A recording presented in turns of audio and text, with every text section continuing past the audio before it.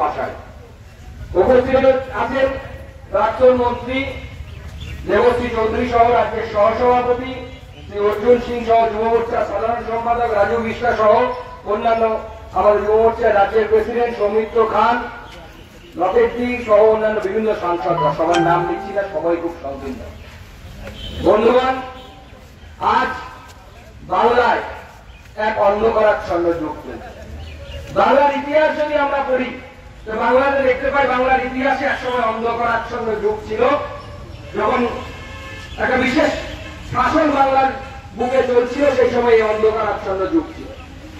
সেই অন্ধকারাচ্ছন্ন যুগে কি হতো, সাহিত্য থেকে শুরু করে বাংলার যা পরিচয়, বাংলা সংস্কৃতির যা গৌরব, সেই গৌরবের কোনো কিছু চলতো না। তখন শুধু চলত বিশেষ একটি ধর্মের ধর্মান্তরকরণ, বিশেষ একটি ধর্মের দাদাগিরি।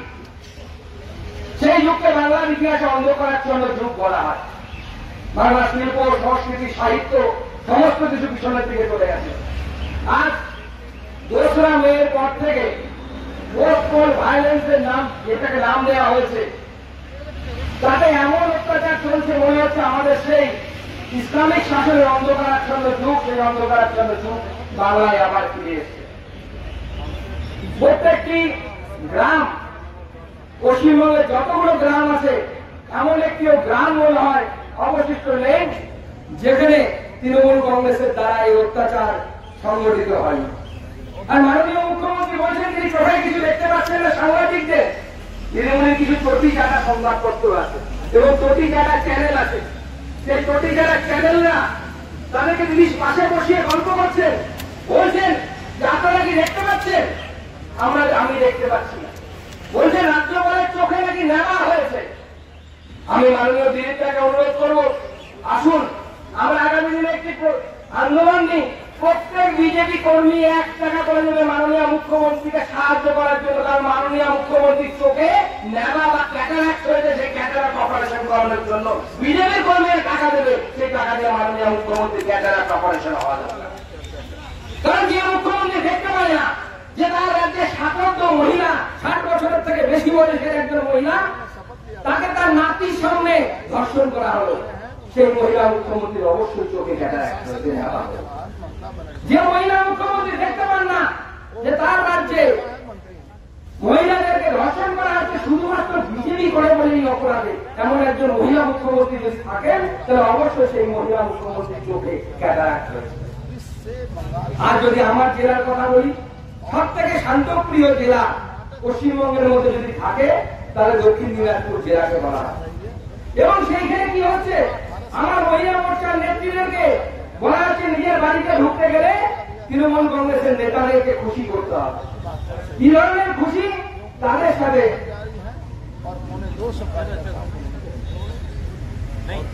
আমাদের যারা মহিলা মোর্চার নেত্রী আছেন তাদেরকে বলা হচ্ছে তৃণমূলের নেতাদেরকে নাকি খুশি করতে হবে। আজ কিভাবে খুশি করতে হবে? তাদেরকে বিছানার সঙ্গী হয়ে খুশি করতে হবে। মাননীয় মুখ্যমন্ত্রী দেখতে পাচ্ছেন না তো মাননীয় মুখ্যমন্ত্রী চোখের ক্যাটারাক্টের অপারেশন করেছেন। মাননীয় মুখ্যমন্ত্রী আর গোটা ভারতবর্ষ জুড়ে নাকি ভাষণ দেবেন।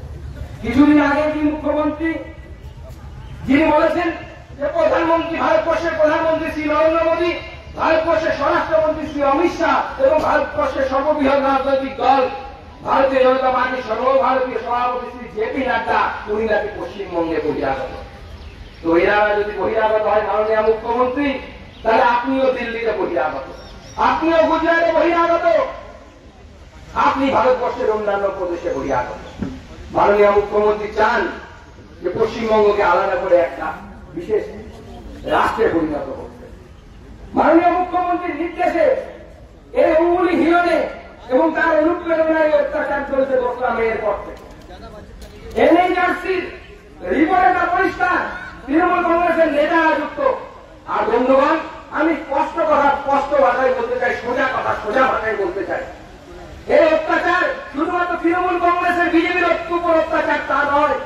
বিশেষ একটি ধর্মীয় সম্প্রদায়কে পশ্চিমবঙ্গে সনাতনী হিন্দু সম্প্রদায়ের মা বোন মেয়েদের উপরে লেলিয়ে দেওয়া হচ্ছে। 1946 সালের দাঙ্গার কথা স্মরণ করানো হচ্ছে, বোঝানো হচ্ছে যে তোমরা যদি আমাদের অধীনস্থ হয়ে থাকতে পারো তবেই তোমরা পশ্চিমবঙ্গে থাকতে পারবে, না হলে আমরা থাকতে পারবো। প্রত্যেক জায়গায় এই অবস্থা হয়েছে। আমার জেলাতে তৃণমূল কংগ্রেসের নেতা যারা আছেন তারা পর্যন্ত আক্রমণের শিকার হচ্ছে। এই কিছুদিন আগের ঘটনা, আমাদের জেলায় দেবত্ব সম্পত্তির একটি মাঠ আছে গঙ্গারামপুর থানার অন্তর্গত। সেই মাঠ বহু বছর ধরে সেখানকার হিন্দুরা ব্যবহার করে বিভিন্ন সামাজিক অনুষ্ঠানে, মন্দিরের পাশের মাঠ। সেই মাঠ হঠাৎ করে পাশের গ্রামের মুসলিমরা দখল করতে চলে এসেছে। স্বাভাবিকভাবে তৃণমূল কংগ্রেসের যে নেতারা আছেন তারাও তো হিন্দু আলটিমেটলি, তারা প্রতিবাদ করেছে আপনি এই মাঠ কেন দখল করছেন? এই মাঠ বছরের পর বছর ধরে হিন্দুরা ভোগ দখল করে থাকে, এটা দেবত্ব সম্পত্তির মাঠ। তারপরের দিন কি হয়েছে, সেই তৃণমূল নেতা অঞ্চল সভাপতি তার বাড়িতে রাত্রিবেলা হামলা হয়েছে বিশেষ ধর্মীয় সম্প্রদায়ের মানুষের দ্বারা, মুসলিমদের দ্বারা। আজ তৃণমূল কংগ্রেসের নেতারাও সুরক্ষিত নয়, তৃণমূল কংগ্রেসের যারা হিন্দু নেতা, যারা হিন্দুদের পক্ষে থাকবে তারাও সুরক্ষিত নয়। পশ্চিমবঙ্গে মাননীয় মুখ্যমন্ত্রী ইসলামিক শাসন প্রতিষ্ঠা করতে চান। পশ্চিমবঙ্গে আজকে আপনারা দেখুন, মিডিয়া যদি ক্ষমতা থাকে পশ্চিমবঙ্গে দেখান, ভারতীয় জনতা পার্টির নেতারা যদি কোনো প্রোগ্রাম করতে যান তাদেরকে ডিজাস্টার ম্যানেজমেন্ট অ্যাক্টে তাদেরকে কেস দেওয়া হচ্ছে। গতকালও মনে হয় আমাদের বিরোধী দলনেতা মাননীয় শুভেন্দু অধিকারের নামে কেস দেওয়া হয়েছে। তার মধ্যে অনেকগুলো কেস দেওয়া হয়েছে, তার মধ্যে অন্যতম একটি কেস হচ্ছে ডিজাস্টার ম্যানেজমেন্ট অ্যাক্টের আন্ডারে। কিন্তু আজকে দেখুন পশ্চিমবঙ্গে গিয়ে ঈদ পালন হচ্ছে, কোথায় সোশ্যাল ডিস্টেন্স, কোথায় কি কোনো কিছু মানানোর ব্যাপার নেই, একটিও কেস হবে না। এই বৈমাত্র সুলভ আচরণ তৃণমূল কংগ্রেসের সরকার চলছে। মাননীয় মুখ্যমন্ত্রী এখন সব হয়েছে, তিনি প্রধানমন্ত্রী হবে, বিভিন্ন রাজ্যে তার ভাষণ হচ্ছে। আমি মাননীয় মুখ্যমন্ত্রীর এই আক্রোশকে ধন্যবাদ জানাচ্ছি, সাধুবাদ জানাচ্ছি। যান অন্য রাজ্যে যান, অভিষেক ব্যানার্জিকে বিশেষ করে পাঠান শেখার জন্য। কি শেখার জন্য জানেন? বিরোধীদের সাথে কেমন আচরণ করতে হয়, বিরোধীদের সাথে গণতান্ত্রিক ব্যবস্থায় কি আচরণ বিরোধীরা কাম্য করেন, এবং আগামী দিনে যে সমস্ত জায়গায় পঞ্চায়েত ভোট আছে সেই পঞ্চায়েত ভোটে আমি অনুরোধ করব তৃণমূল কংগ্রেস বিজেপি শাসিত পঞ্চায়েত ভোটে প্রার্থী দিন, এবং আপনাদের প্রার্থীদের সাথে কি আচরণ হচ্ছে দেখুন। আর 23 সালে তৃণমূল কংগ্রেসের বিরুদ্ধে যখন বিজেপির কর্মীরা নমিনেশন দাখিল করতে যাবে তখন তাদের সাথে কি আচরণ হচ্ছে সেটা দেখুন।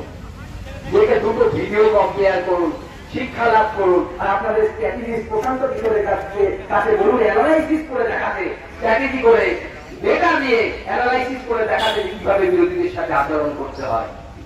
তবে রাজনৈতিক ভাবে কোন আপনারা সাবালক হবেন, পশ্চিমবঙ্গের গণতন্ত্র সুরক্ষিত হবে, এবং পশ্চিমবঙ্গের গণতন্ত্রকে এই মুহূর্তে যদি সুরক্ষিত করতে হয় তাহলে মাননীয় প্রধানমন্ত্রীকে আমি আবেদন জানাতে চাই, মাননীয় স্বরাষ্ট্রমন্ত্রীকে এই মঞ্চ থেকে আবেদন জানাতে চাই যে কেন্দ্রীয় হস্তক্ষেপ ছাড়া পশ্চিমবঙ্গে শান্তি প্রতিষ্ঠিত হবে না। সবাইকে ধন্যবাদ জানিয়ে, গৌরব অভিনন্দন জানিয়ে আমার বক্তব্য শেষ করছি।